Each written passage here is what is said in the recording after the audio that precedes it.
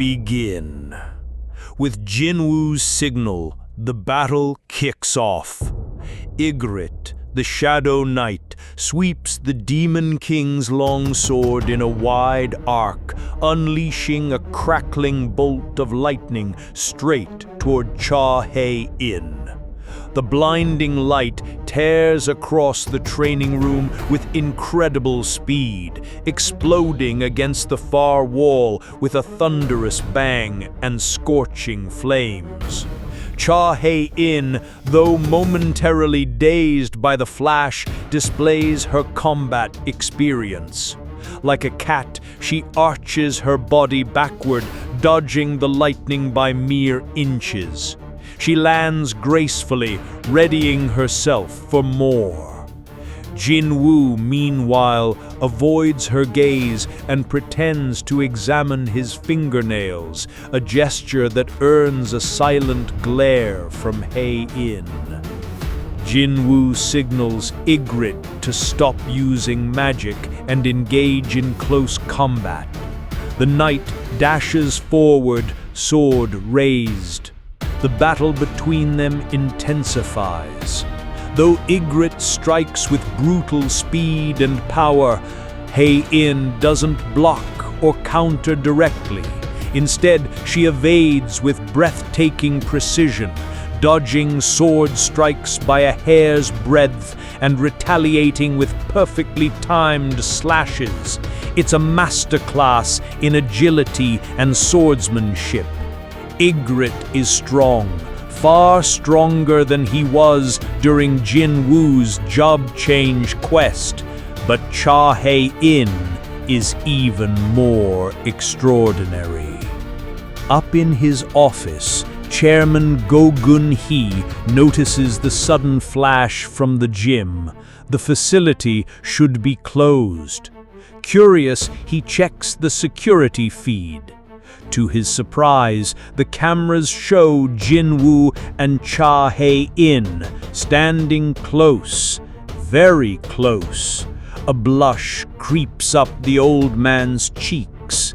Is this a secret romantic rendezvous? With a warm smile and a nostalgic sigh, he instructs staff to disable the cameras, citing maintenance. The footage is deleted. He gazes toward the gym once last, heart full of youthful warmth. But then, boom, a shockwave rattles his teacup. Oh my, he chuckles. Looks like it's not just romance they're working on. Back in the gym, Ygritte is being overwhelmed. Despite being armed with the Demon King's blade, he cannot keep up with Hae-in's razor-sharp instincts. Finally, she slices off his arm. Jinwoo calls off the match, but Hae-in refuses to accept it. That can't be your strongest shadow. Her voice carries challenge, not arrogance. She's not here for pride. She's seeking recognition from Jinwoo. She wants him to summon Bear, the former Ant King, now a shadow soldier. Bear appears, radiating a dark, menacing aura. His presence alone makes Hae-in take an instinctive step back. Jinwoo warns her. Bear is built to kill hunters. He's not even at his full original power, but he is still monstrously strong. Hae-in remains firm. I'm ready. Jinwoo commands Bear telepathically, subdue her, but don't hurt her. Bear complies, moving with a cold and calculated calm. As the fight begins, Burr vanishes from sight. In the blink of an eye, he's already in front of Hae-in. He instinctively counters with a flurry of slashes, a sword dance of elegance and fury. But Burr doesn't even move his feet. With subtle tilts and micro movements, He dodges every strike. To Hye-in, it's like slicing through smoke. Despair sets in. She's an S-rank hunter, one of Korea's strongest, yet her attacks can't even touch him. Worse, Burr isn't trying to hurt her, he's toying with her. She throws one last attack, only for Burr to brush her blade aside and rush her, his foul breath filling her nose as he bares his fangs. Aye! She screams, but Burr stops. He only roars, unleashing a magical pressure that knocks her backward. Jinwoo clenches his fist in frustration, but to his surprise, she stands up. Jinwoo realizes something. She isn't proud, and she's not suicidal. She must be hiding something, an ace up her sleeve. Burr notices it too. He doesn't understand why she won't give up. Finally, he moves in to end it. He grabs her sword mid-air and crushes it in his hand. Crack! But then, her eyes change. She was waiting for this moment. She activates her ultimate skill, Light's glimmering blade. The broken sword glows with divine energy. With one final desperate strike, she pierces Burr's chest. Jinwoo's eyes widen in horror, not for Burr, but for what Burr might do next. Burr is stunned. He feels it now. This woman is a threat to the Shadow Monarch, and that triggers a core instinct embedded in every Shadow soldier. Protect the Monarch. Burr's rationality breaks. His body grows larger, claws extend, his form twists into a monstrous killer. He lunges at Hye-in, but a hand grabs his wrist. Burr, I told you to stop. Jinwoo's voice is ice. Burr freezes in place. He trembles. Then, with shame, he backs off and slams his head into the ground in apology. Jinwoo rushes to Hye-in. She's shaken, legs trembling, face flushed. Why go through all this? Just to join my guild? She doesn't answer right away. And then he dares to ask, Do you like me? Huh? Hye-in is stunned. Her face turns redder than ever. After a long silence, yes, I think so. At the Federal Bureau of Hunters, FBH in the US, Director and Deputy Director are stunned by Lady Selner's report. She looked into Jinwoo's eyes and saw nothing. No link to another dimension, no tunnel of power, just the abyss staring back.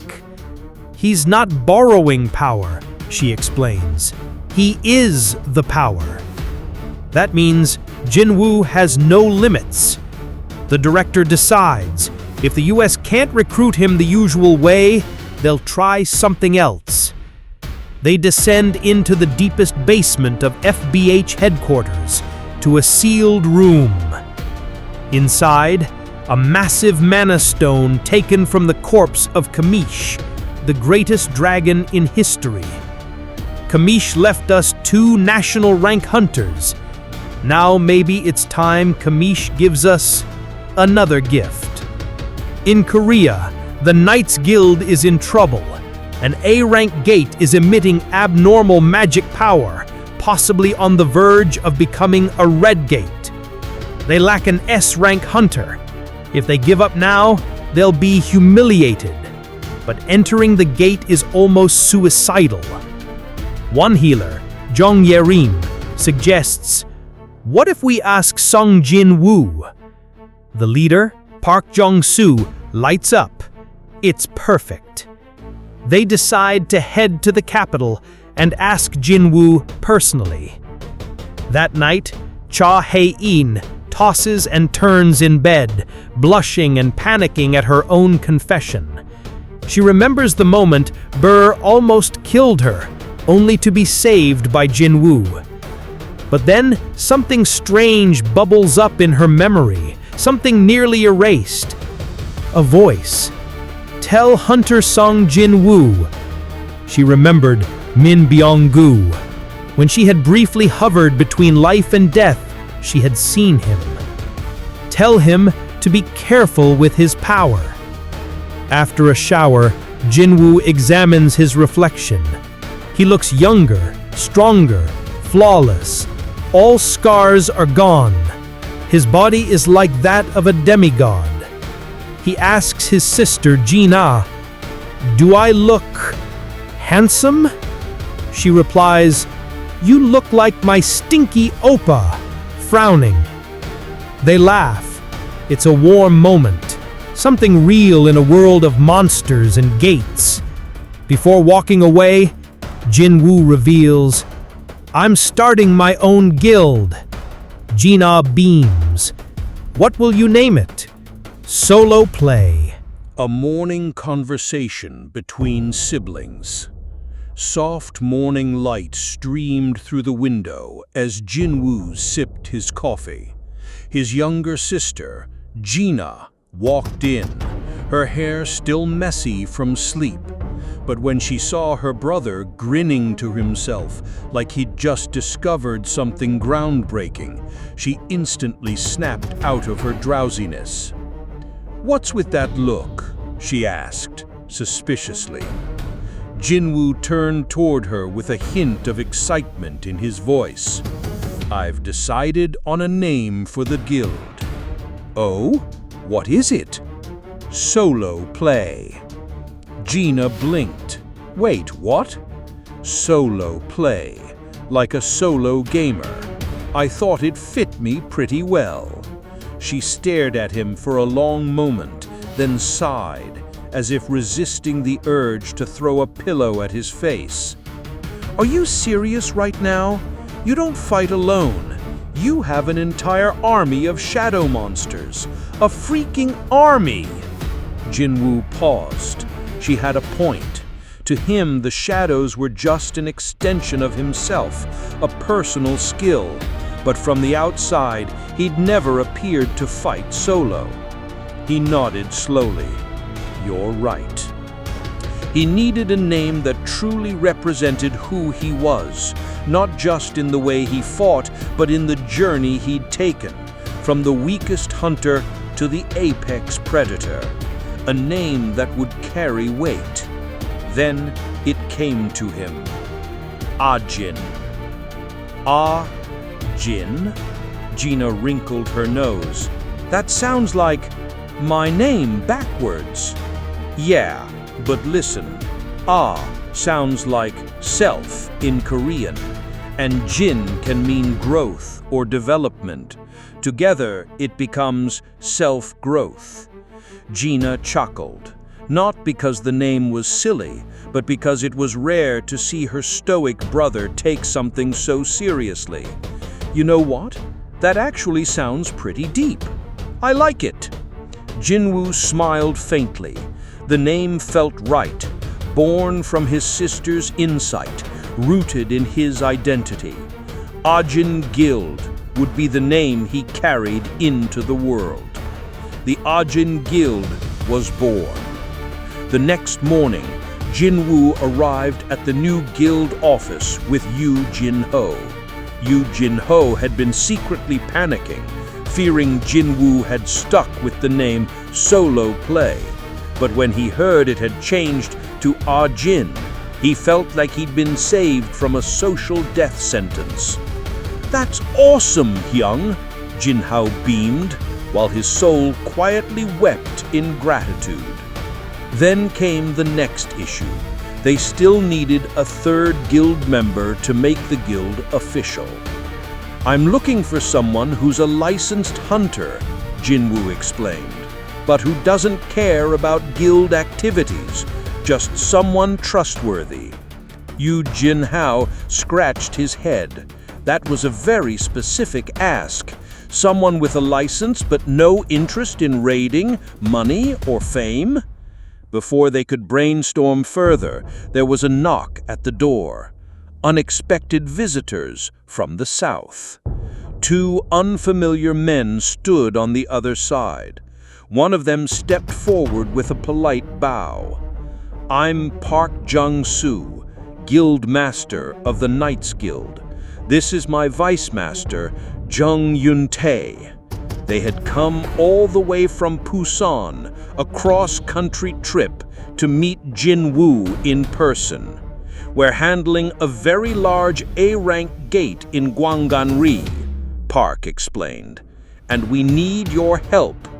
He showed them news articles, videos, and reports. The gate was massive, towering over 10-story buildings, radiating almost an immeasurable amount of magic energy. Citizens were panicking, and experts feared a repeat of the Jeju Island disaster. "The AA won't let us raid it," Park said grimly. "We don't have an S-rank hunter in our guild." Then came the offer. 20% of the dungeon's total profits if Jinwoo agreed to join the raid as an individual hunter. The rejection and the turning point. Jinwoo leaned back in his chair, expression calm. "No." Park flinched. Jinwoo continued, "If you want me involved, treat me not as an individual, but as a guild. I want a 50-50 split." Park nearly dropped his pen. Half the profits for one person? He tried to negotiate. Maybe 40%, but Jinwoo was firm. "I don't bargain." Park fell silent. Images of Jeju Island flashed in his mind, where Jinwoo had single-handedly wiped out thousands of S-rank ants. If anyone deserved half the profits, it was this man. "You drive a hard bargain," he muttered finally. "But I have one condition." Jinwoo raised his eyebrow. "You'll have to be the one to take down the final boss." The weight of one man's power. It wasn't a demand, it was an admission of reality. They didn't need Jinwoo to boost morale or stand around looking strong. They needed someone who could guarantee survival, someone who could shift the tide when everything went wrong. And with that, the deal was sealed. The Knights Guild had their insurance, Jinwoo had his training ground, and Busan had no idea what was coming. Park Jung-soo stood with a solemn face. Knowing that dungeon raids often suffer the most casualties from the final boss, he made a bold request. He asked Jinwoo to handle the dungeon boss alone. Given Jinwoo's terrifying strength, especially after he single-handedly annihilated the Ant Queen, Park hoped he would accept. Jinwoo, however, remained silent for a long time, stroking his chin as if deeply considering it. But in truth, he was hiding a grin behind his hand, pretending to hesitate. Finally, with a dramatic sigh, Jinwoo agreed. Park clenched his fists under the table. Relief flooded him. All his worries vanished in an instant. With Jinwoo on board, the association would grant them the raid permit. The operation would begin tomorrow. Though Park offered to travel back to Busan together, Jinwoo politely declined. He had other tasks to do that night. Instead, he sent one of his shadow soldiers to latch on to Park's shadow. A perfect plan.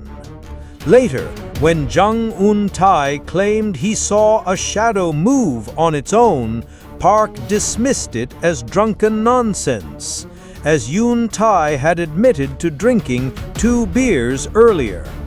But Jinwoo, cheeky as ever, quipped, "Well, sometimes shadows do move." As their meeting ended, Jinwoo received a call from an unknown number. It was his mother, calling from her new phone. Hearing her voice made him smile softly. Despite feeling conflicted, he was touched. After hanging up, he felt his heartbeat race, not from emotion, but anticipation. The A-rank dungeon awaited, and he hadn't had real action since Jeju. Meanwhile, Park and his elite Knights Guild members gathered for the raid. Everyone was excited, except Park, who was nervously watching the clock. Jinwoo was late, 11:55 a.m. The raid was scheduled to begin in 5 minutes. Would he come? As Park silently panicked, Jinwoo, dressed casually, left his home. Calmly, he looked up at the sky, checked the time, then activated his skills: stealth, shadow exchange. In a flash, he vanished from his apartment. When the dungeon gate opened, a group of orcs, natural-born hunters, surged out. However, this group was only a reconnaissance team, and although they were excited by the scent of blood and prey, they couldn't act freely and had to wait for orders from the rear team. They realized they were in a building resembling a fortress and decided to start killing all the prey inside, preparing for a full hunt. A voice in their heads urged them to kill all the prey, and the voice was so loud it caused them pain in their heads. Meanwhile, on Gwangali Beach, a massive gate appeared, attracting the attention of many people. Police officers and hunters from the Busan branch of the Hunter Association had set up barricades to keep people away, but it was impossible to control the situation entirely. A rookie from the association heard that an S-rank hunter from Seoul, Sung Jinwoo, would join the raid, and she became very excited as it would be her first time meeting an S-rank hunter. Sung Jinwoo was famous for single-handedly defeating an S-rank dungeon boss on Jeju Island, making him a highly admired figure in the hunter community. When Jinwoo arrived at the scene, everyone's eyes were on him. Park Jong-soo, the leader of the raid, quickly explained his role in the team. While the other hunters understood that Jinwoo would protect them from the rear, an A-rank rookie couldn't understand why an S-rank hunter like Jinwoo would play that role. He was confident that the team didn't need protection from anyone and boldly expressed his thoughts. However, his confidence quickly faltered when he faced the dark knights Jinwoo summoned. Realizing the difference in strength, he fell silent and didn't dare challenge Jinwoo anymore. The raid was about to begin, and Park Jong-soo, the leader, explained to the members that Sung Jinwoo would protect the rear and ensure the safety of the entire team as they ventured into the dungeon. The hunters realized that having Jinwoo at the rear would ensure they wouldn't be attacked unexpectedly, making the mission easier to accomplish. While Gina and her classmates desperately try to fend off the invading orcs in their school, an unexpected turn of events occurs. 3 High Orc warriors, clad in black armor, emerge before the classroom, forming a wall to block the Orc leader. These warriors are no ordinary creatures. They are High Orcs, the elite guards protecting the Orc mage Tusk from a high-level dungeon. Seeing them confront the scout orc, it's clear that the battle is completely unfair. With a single punch, one of the High Orc warriors crushes the head of the orc leader like a rag, leaving the students in the classroom stunned, unable to believe their eyes. Although these High Orc warriors have no intention of harming the students, Gina quickly realizes that they are there to protect her. However, she is worried about her brother, Jinwoo, and keeps calling for him. The High Orc warriors don't respond, merely shaking their heads, fully aware that Gina's safety is their priority. Meanwhile, the footsteps of the other orcs are getting closer, and the High Orc warriors prepare to face them.